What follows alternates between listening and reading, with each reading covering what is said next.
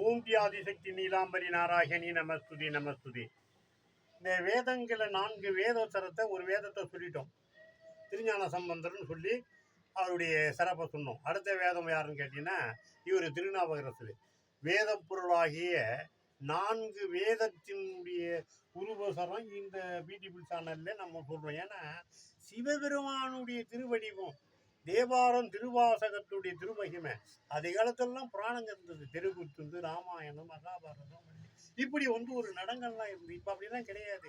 எல்லாமே இயற்கையிலேருந்து செயற்கைக்குள்ள நுழைஞ்சிருச்சு.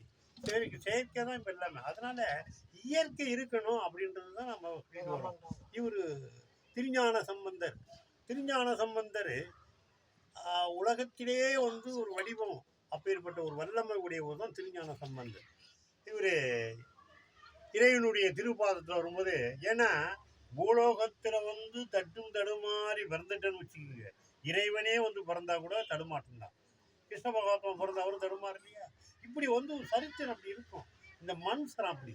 அதனால இவர் பிறந்து தடுமாறி எங்கெங்கேயோ போய் வந்தார். ஆனால் இறைவனுடைய திருவடியிலே இவர் பகவானுடைய பாடி அவருடைய தேவாரம் திருவாசகம் பகவான்கிட்ட சரணடைஞ்சார். திருக்கோயிலூர்லேருந்து அங்கே பெண்ணகரன்ற பெருமையிலேருந்து வளர்ந்து வர்றார். அவர் சொல்லுவார், பெருமானிட்ட நின்ன உடனே ரொம்ப அற்புதமாக ஒரு நிகழ்வார். குற்றனாய் விளக்கினே குற்றனாய் விளக்கினே கொலைகளவு செய்தேனோ நான் அறியே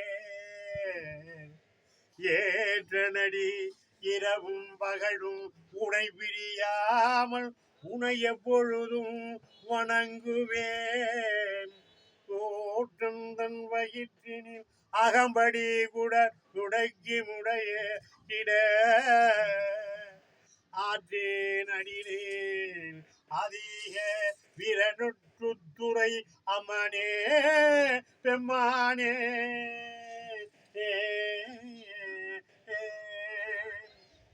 சூழ்நிலை கொடுத்தாரு பெருமானு. அந்த சூழ்நிலை தாங்கி தான் இங்கேருந்து வந்தார்.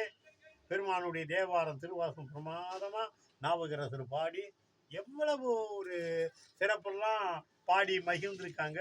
அப்பேற்பட்ட ஒரு வல்லமையை உடையவர் திருநாகரசர். அவர் சொல்றார், மாசில் வீணையும் நாமக்கால வச்சுட்டாங்க. ஏன் கஷ்டம்தான். தேவாரத்திய வேத சரத்திய அக்கினியோட சுண்ணாம்பல் வச்சு சொல்றாங்க.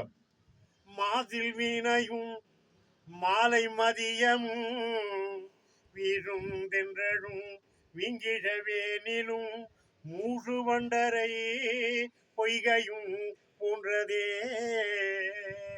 ஈசன் எந்தை இணையடி நிழலே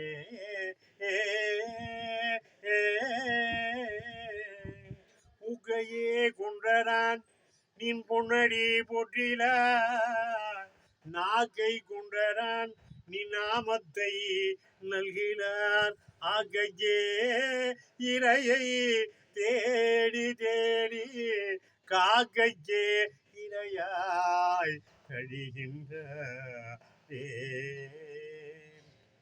உடனே கண்ணை தொடச்சு இவனை போய் ஏமாத்தலாம், அவனை போனவன் 200 ரூபா, இவனை போய் அப்படி போறான். அதான் சொல்றாரு, காக்கைக்கு ஆக்கைக்கு காலை எடுத்து விடணும், காலையில கண்ணை சொன்ன இறைவனு மனம் தானம் பண்ணணும்னு சொல்றாரு.